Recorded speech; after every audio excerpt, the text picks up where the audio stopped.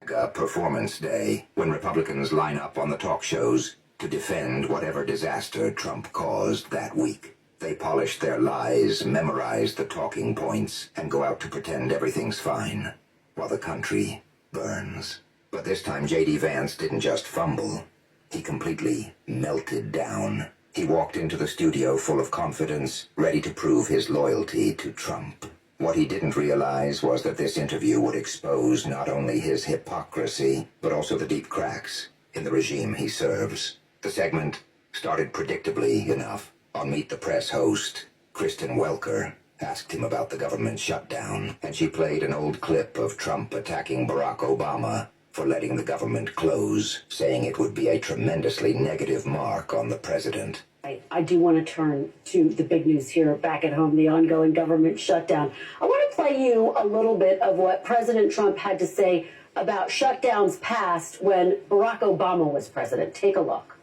If there is a shutdown, I think it would be a tremendously negative mark on the President of the United States. They're not going to be talking who the head of the House was, the head of the Senate. I really think the pressure is on the President. If you were president, what would you do? Well, very simply, you have to get everybody in a room. You have to be a leader. The President has to lead. You have to get the people in a room, and you have to get a deal.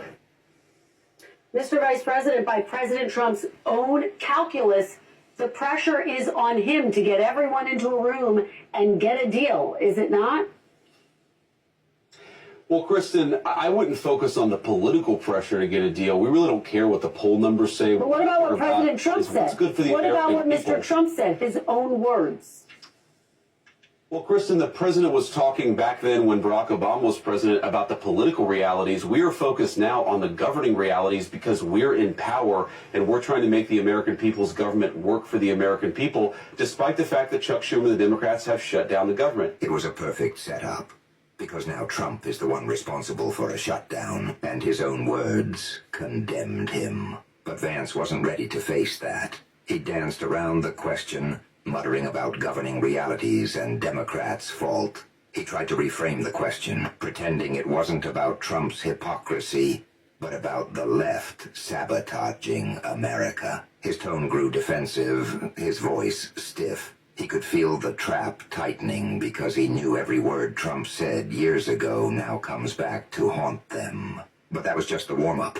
When Vance moved over to ABC's This Week with George Stephanopoulos, things went nuclear. Stephanopoulos confronted him about something far more serious.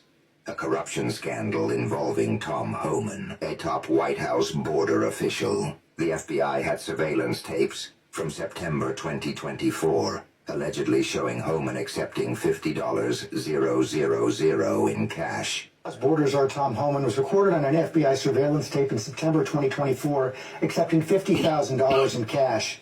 Did he keep that money or give it back?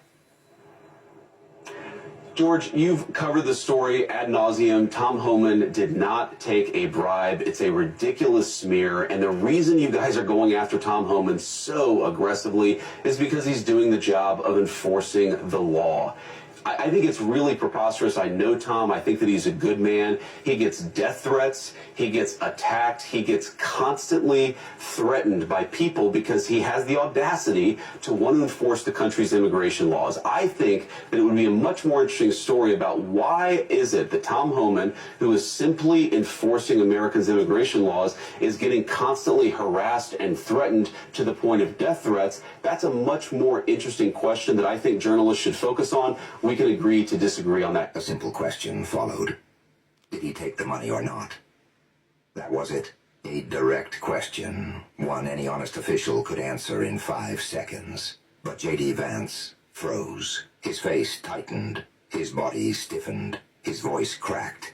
Oh, wait, you said he didn't take a bribe, but I'm not sure you answered the question. Are you saying that he did not accept the $50,000? George, this story has been covered ad nauseum. He did not take a bribe. Did he accept $50,000? I'm sure that in the course of Tom Homan's life, he has been paid more than $50,000 for services. The question is, did he do something illegal? And there's absolutely no evidence that Tom Homan has ever taken a bribe. A different question. Anything illegal, I'm asking you, which is why he's working in the administration. Then he began spinning, denying, accusing. George, that's a ridiculous smear. He snapped. The left is attacking good men for enforcing immigration laws.